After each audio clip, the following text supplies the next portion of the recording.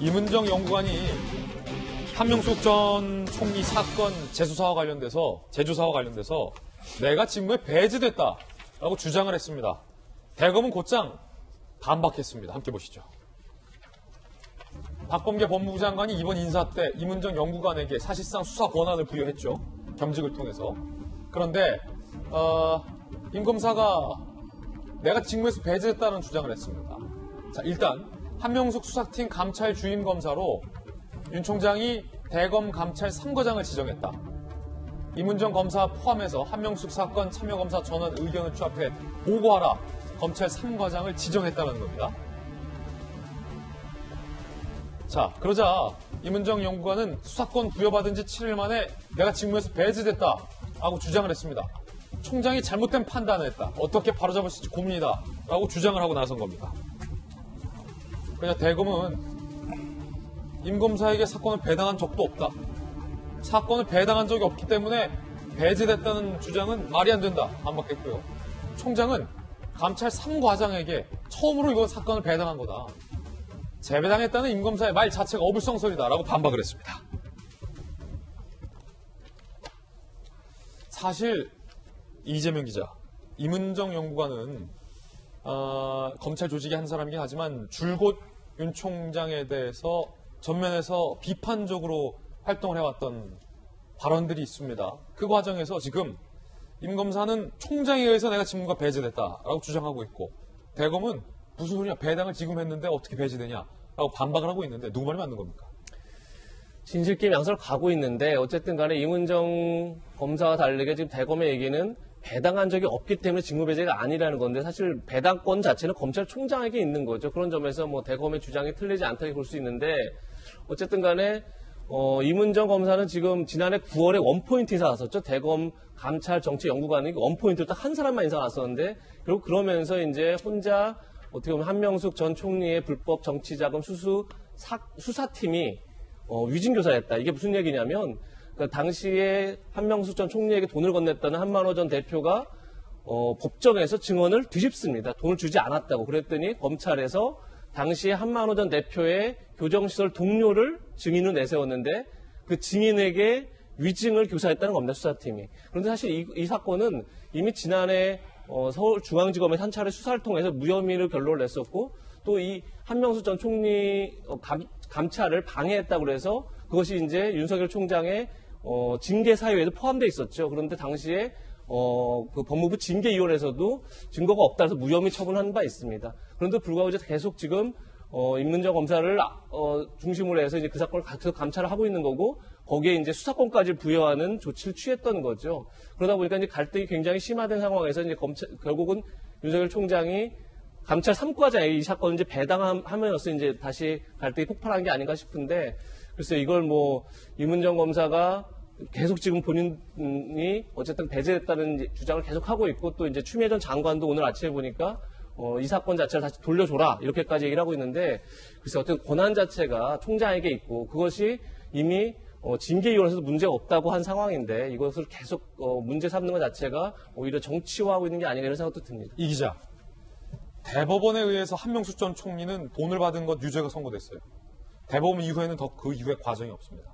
여권에서는 일각에서는 대법원의 판결인데도 불구하고 한 전 총리의 혐의에 대해서 인정을 하지 않는 분들이 꽤 많습니다. 왜 추미애 전 장관도 그렇고 이문정 연구관도 그렇고 대법에서 이미 유죄가 판결된 한명숙 전 총리 사건에 뭐랄까요? 이렇게 집요한 관심을 보이는 겁니까? 그렇죠. 그러니까 이게 어쨌든 한명숙 전 총리가 유죄를 받았던 건 꼭 한만호 전 대표의 증언 때문이 아닙니다. 사실 굉장히 결정적인 증거가 있었죠. 그게 뭐냐면 한명숙 전 총리의 동생에게 한만호 전 대표의 수표가 1억 원이 전세자금으로 쓰였죠. 동생의 전세자금으로. 돈이 안 갔다면 사실 그렇게 쓸 수 없는 거죠. 동생에게.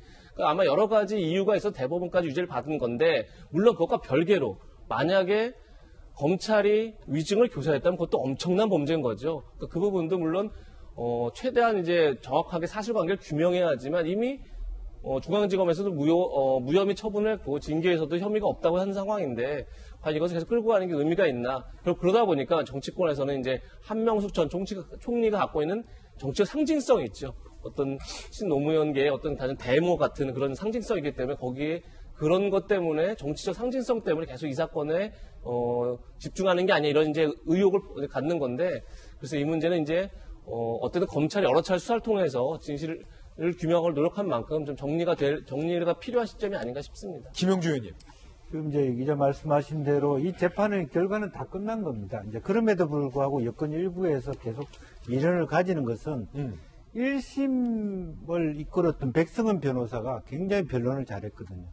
근데 좀 1심에서 이겼단 말이에요. 그런 부분에 대한 것을 잊지 못하는 거예요. 아쉬움입니까? 예, 아쉬움. 미련입니까? 예, 그러니까 1심에서 여러 가지 어떤 한명숙 그 총리의 어떤 그 실제로 재판 과정에서 그러니까 과연 그 돈을 어떻게 줄 수 있느냐 여러 가지 변론 자체가 굉장히 여권 인사들한테는 굉장히 깊이 각인돼 있기 때문에 그런 부분을 쉽게 버리지는 못하는 거고 그럼에도 불구하고 어쨌든 재판은 재판이기 때문에 결론이 대부분까지 난 것이기 때문에 이제는 좀 마무리해야 될 시점이다 그렇게 보는 것이죠. 마무리해야 된다. 자, 그런데 이 한명숙 사건 관련돼서 이문정 연구관은 다시 들여다봐야 된다라고 하고 급기야 내가 인지 수사로 시작했다라며 대검의 주장을 다시 반박하는 양상까지 나오고 있습니다.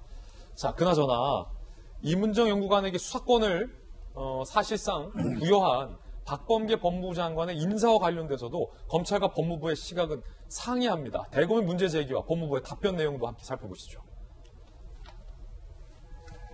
대검이 공문을 보내서 감찰 관련 정책 연구관에게 수사권을 준 법적 근거가 뭐냐? 묻는 형식이지만 문제 제기죠. 지난달 25일 검찰이 법무부에게 도대체 무슨 법적 권리로 이걸 줬냐? 라고 하자 어제 법무부가 대통령의 인사발령이다. 총장의 별도 지시가 필요 없다. 라고 답변을 한 걸로 알려지고 있는 상황입니다. 자, 법률적인 일이기 때문에 정혁진 대표 변호사께서 좀 한번 짚어주시죠.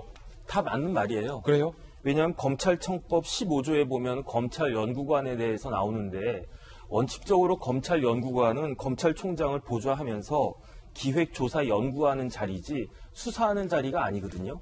그런데 단서에 어떻게 되어 있냐면 검사를 겸직할 수 있게 되어 있어요. 다시 말해서 겸직 발령 내서 수사를 할 수 있게끔 되어 있으니까 그러니까 이례적이긴 이례적인 거죠. 하지만은 그 법무부에서 대통령이 그 법무부 장관의 제청에 의해서 겸직 발령 내린 거는 합법적인 것이다. 이 말이 전혀 틀린 건 아니고요.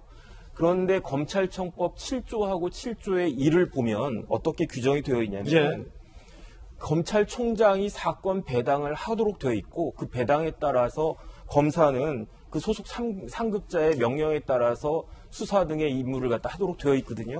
그렇기 때문에 다시 정리를 갖다가 하면 겸직 발령하는 것은 대통령의 권한이지만 사건 배당을 하는 것은 검찰총장의 권한이기 때문에 각자의 권한을 존중하는 것은 맞다 이런 생각이 들고 그다음에 이제 이문정 검사가 왜 굳이 이렇게 검사 겸직 발령을 받았는가? 결국은 이제 자백한 거나 마찬가지죠. 한명숙 사건 내가 수사하고 싶어서 그런 것이다. 그것을 이제 그런 어떻게 보면 하명을 받았다. 이거를 이제 은연중에 그 자백을 갖다 한 것이 되는데 그렇다고 하더라도 이 검찰청 사무 규정이 있거든요. 그걸 찾아봤더니 감찰 3과장이 이 일을 하는 것이 맞는 거예요. 규정에 맞는 거예요. 왜냐하면 감찰 3과장이 어떤 일을 하냐면 높은 검사, 대검에 있는 검사나 고검에 있는 검사들에 대한 비위나 내사 사건 같은 것들을 조사하는 임무가 감찰 3과장이 있기 때문에 규정에 따라서 굳이 이문정 검사가 아닌 그 감찰 3과장에게 그 검찰총장이 사건 수사해봐라 한 것은 적절하고 타당한 것이었다. 그런데 지금 또 공소시효가 얼마 안 남았단 말이죠. 그러니까 어떻게 보면 마음이 좀 급할 수는 있겠지만 이런 거 가지고 검찰총장의 권한에 대해서 이렇게 왈가왈부하는 것은 맞지 않다. 법적으로 맞지 않다. 이렇게 말씀드립니다. 그렇군요.